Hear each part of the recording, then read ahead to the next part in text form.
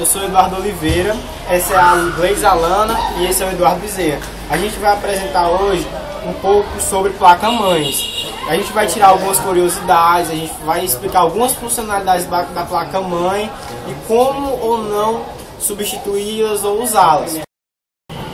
Gente, basicamente existem dois tipos de placa-mãe: as placas-mães on-board e off-board. As placas-mães on-board vêm com saída de vídeo e menos slots. Já as placas-mães off-board não tem a saída de vídeo e vêm com muito mais slots. Nessa placa-mãe on-board temos os PS2, que é a entrada de mouse na cor verde e teclado na cor lilás. Tem uma porta paralela, que é a impressora, serial, saída de vídeo, a entrada de USB e a entrada do RJ45, que é o cabo de rede para a internet. Temos também a saída para caixa de som e microfone. Aqui a gente tem uma placa-mãe DDR2 com o slot para processador 775. O que a gente vai fazer para ver qual é o processador? A gente tira o cooler. Para a gente tirar o cooler, ele tem um certo encaixe, certo? A gente gira esses encaixes e eles vão destravando. Conforme eles vão destravando, você vai tirando. Depois de todos os encaixes destravados, puxe para cima os encaixes e tire o cooler. Bem, gente, aqui a gente tem o processador, um dos chips utilizados na placa-mãe, o principal. Os outros dois chips principais que a gente tem são a ponte norte chipset e a ponte sul chipset. Eles são os encarregados de carregar vídeo, memória, PCIs e IDS e SATA. Na parte dos chips, a gente tem os chips ITE, que são os responsáveis, ITE e CS, que são os responsáveis por controlar os dispositivos de entrada e saída, ou seja, os dispositivos do espelho e também algumas partes dos PCIs. Gente, cada chip desse ele tem uma função muito grande e por isso eles chegam a esquentar muito. Por isso cada chip desse ele tem ou possui um dissipador ou o cooler, sendo que o cooler ele vai ser para o processador, porque o cooler ele vai ter uma função de resfriamento maior, pois o processador, sendo o chip principal, ele esquenta muito. Continuando a explicação sobre chips, geralmente na parte de baixo da placa a gente tem a BIOS e a bateria da BIOS. Gente, a BIOS serve para você ver a hora no seu computador sempre ali certinha. É isso que a BIOS serve. Ela vai estar sempre ligada com o auxílio da bateria. Ela vai ter as configurações do seu computador, como as configurações do setup. Se você tirar a bateria da BIOS, ela vai ser zerada. Portanto, o seu computador vai voltar tudo do começo como antes. Gente, agora a gente vai falar dos componentes da placa, começando pelas bobinas, que elas fazem o serviço de transformar energia. Como? Se de um lado da bobina entra 12 volts, dela do outro pode sair 6 ou 3 volts, não sendo obrigatoriamente essas duas voltagens. Os capacitores, eles servem para regular a energia que vai entrar. Se na bobina sai 3 volts e a placa só precisa de 1, ele quem vai fazer essa regulagem. Ainda nos componentes da placa, essas pecinhas bem pequenininhas que vocês, não sei se vocês conseguem ver, mas são as menores que tem na placa, são os chamados registradores. Os registradores também servem para a alimentação da placa. Agora a gente vai estudar as partes de alimentação da placa. Por exemplo, voltando à alimentação da placa, a gente vai estudar esses Power Fan. Para que servem os Power Fan? Eles vão servir para alimentação de cooler. O que tem 4 pinos vai ser para o cooler principal do processador.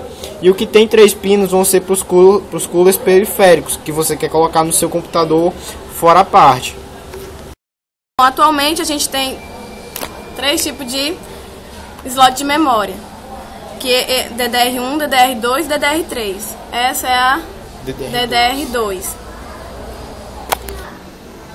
Aqui é o PCI Express, esse aqui é o PCI normal. O PCI Express é usado para placa de vídeo e esse aqui para fax modem. Esse daqui é para outros tipos de expansão. Como foi falado no vídeo anterior, a gente tem 3 tipos de memória: DDR1, DDR2 e DDR3 atualmente. A DDR1, o barramento dela chega a ser pouco, com mais ou menos 300 MHz. A DDR2, que é o que a gente tem nessa placa aqui, o barramento dela chega até 800, 900 MHz. E a DDR3, que é a memória mais atual, que foi lançada agora, há pouquíssimo tempo, mais ou menos um ano, em 2011, ela vai com barramento até 1700. Na parte dos slots, a gente tem aqui um AGP. O AGP, gente, ele foi um slot mais rápido em consideração aos PCIs normais.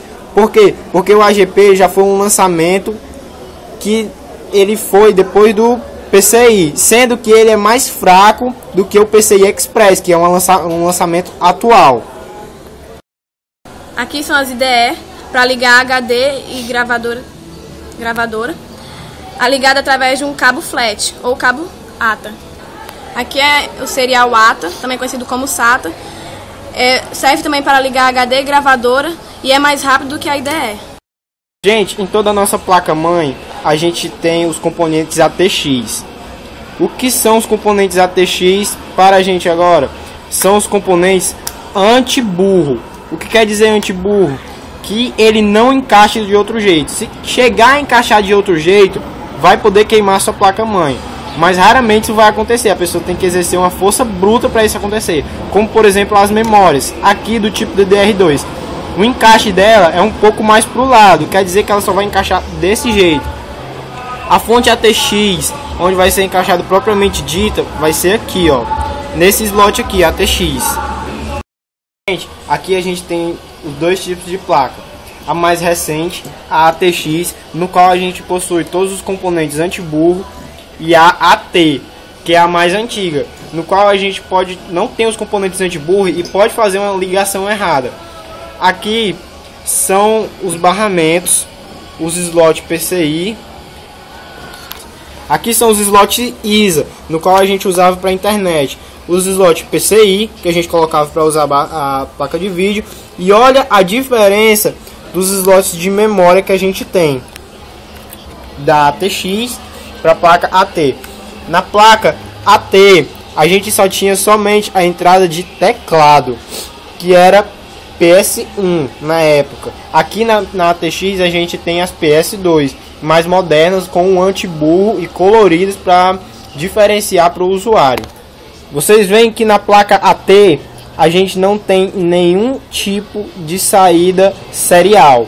Ou seja, a gente não tem vídeo, a gente não tem porta para impressora, nem a porta serial. Porque ela era toda off-board, todo em PCI. Os slot ISA para internet, como eu falei, e os PCIs usados para vídeo, porta serial de impressora e a porta serial normal. Ainda comparando as placas, a gente tem os tipos de socket. O bem mais antigo, socket 7, e o socket 775, também anti-burro.